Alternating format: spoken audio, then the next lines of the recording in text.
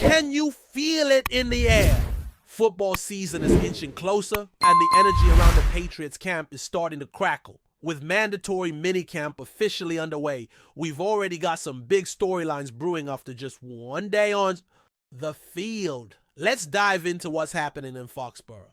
Because if day one is any indication, we might be in for a season full of surprises. So first things first, Mike Vrabel made a pretty noteworthy call even before players stepped onto the field. Originally, the Patriots' mandatory minicamp was scheduled for 3 full days, Monday, Tuesday, and Wednesday, but Vrabel decided to scale it back. Now, it's only 2 days of on-field action, with Wednesday reserved strictly for meetings, weight training, and film sessions inside the facility. No helmets, no reps, just mental work. And honestly, that might be a smart move. Get the most out of the players on the field for 2 intense days, then give them a day to process everything and recover. The good news? There's still plenty to take away from those first 2 days. Let's start with the man that had everyone talking, Drake May. This guy looks locked in. And I'm not just throwing that phrase around. The precision, the poise, the confidence, it's all there. In Tuesday's practice, May went 14 of 18 in drills, and that's following a session where he went 16 for 18. That's the kind of consistency that gets coaches excited. The accuracy is laser sharp. And more importantly, he's reading defenses like a veteran. He's starting to really understand this offense, which has shades of the old Josh McDaniels system written all over it. Quick decisions, clean reads, efficient execution. May looks like he belongs. And what really stood out?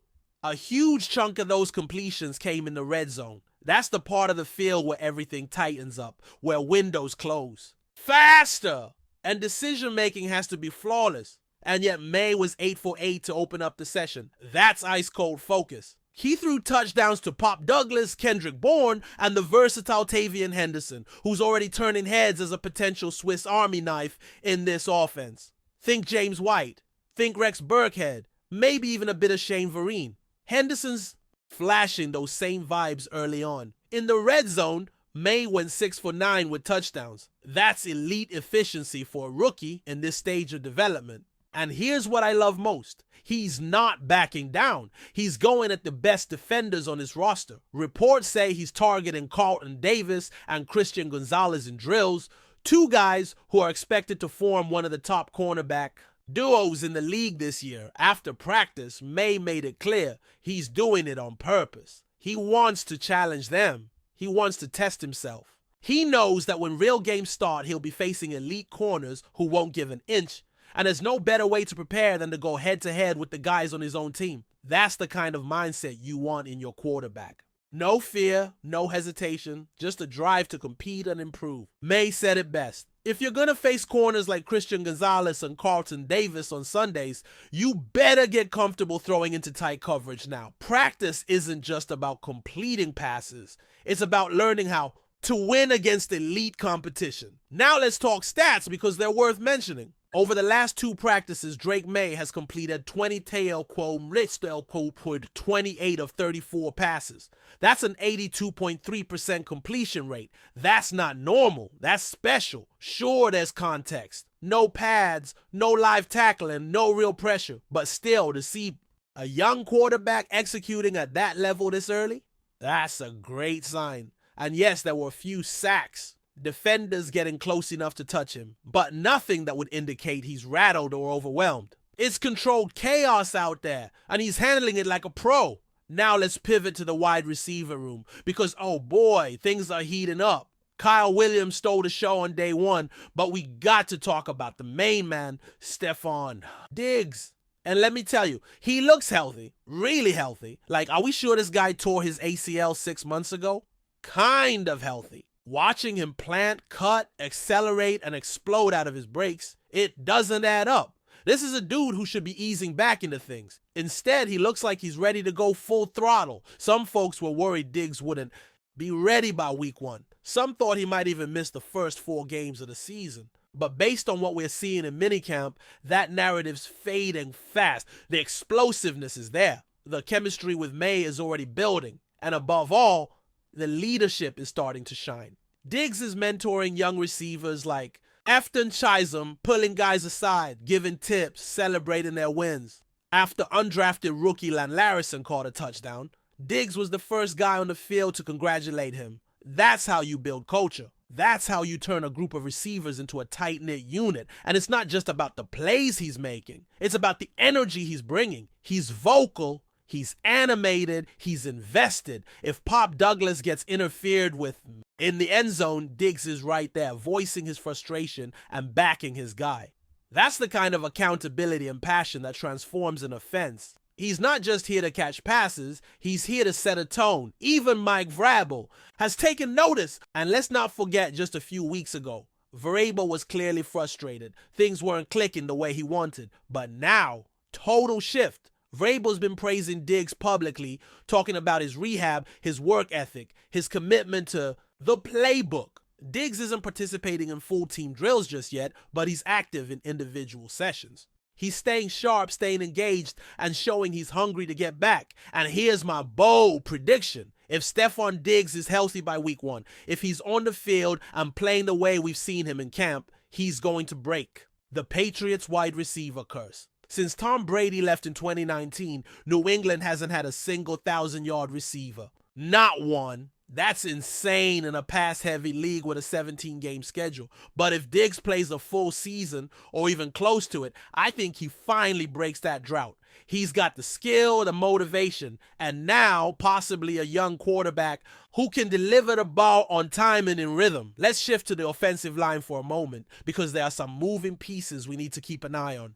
Tyrese Robinson wasn't present at practice, excused for personal reasons, and that opened the door for Cole Strange to step in as the starting left guard. Now Cole Strange is in an interesting spot. The Patriots declined his 5th-year option, meaning this could be his final season in Foxborough. It's now or never for the former first-rounder to prove he belongs in this league. From what we saw in early team periods, there was some noticeable pressure getting to Drake May, and that's something to monitor. Without pads, it's hard to get a full read on trench battles, but the defensive front was creating disruption. Strange, along with Sidio, got the majority of reps at guard, and that's where it gets tricky. If Jared Wilson gets healthy and back into the lineup, I could see him sliding into that left guard role. But for now, Strange is getting the reps, and he's got to make the most of them. Now, speaking of Wilson, he was at practice but didn't participate. That's important. Being present shows commitment, even if you're not physically taking part in drills. The Patriots want to be cautious with guys returning from injury or managing small issues, especially at this point in the offseason. And as for the other absence, Wes Schweitzer also wasn't on the field. But again, it's early, and the team has been transparent about these being excused absences. Nothing to worry about yet. So far, that's what we've got from minicamp. High-level quarterback play, a veteran wide receiver looking like a beast coming off injury, and a few key battles unfolding on the offensive line. But we're not done. There's more to talk about from Foxborough, including some special teams developments and a few standout rookies that could sneak their way onto the roster if they keep turning heads. Before we continue, don't forget to subscribe to Patriots Hub and give this video a like. Your support helps us keep delivering the latest updates on our New England Patriots. And don't be shy. Share your thoughts on the news in the comments below. The New England Patriots may be facing an unexpected shakeup in their secondary, and not because of injury or performance. Whispers from inside the organization and around the league suggest that standout cornerback Christian Gonzalez may have played his last snap in a Patriots uniform. According to sources close to the situation, Gonzalez has refused to return to the team following a reported behind-the-scenes clash with former head coach Bill Belichick. While Belichick officially parted ways with the team earlier this year, his lingering influence within the Patriots culture, especially with personnel choices and locker room dynamics, still appears to cast a long shadow. Multiple insiders have hinted at a breakdown in trust between Gonzalez and Belichick during the latter's final months in Foxborough. The nature of the disagreement remains murky, but some believe it revolved around usage, defensive scheme responsibilities, and above all, respect. Gonzalez, who had a promising rookie season cut short by injury, was widely seen as a cornerstone of the Patriots' rebuild. His athleticism, discipline, and calm demeanor earned him early praise. and many expected him to anchor the secondary for years.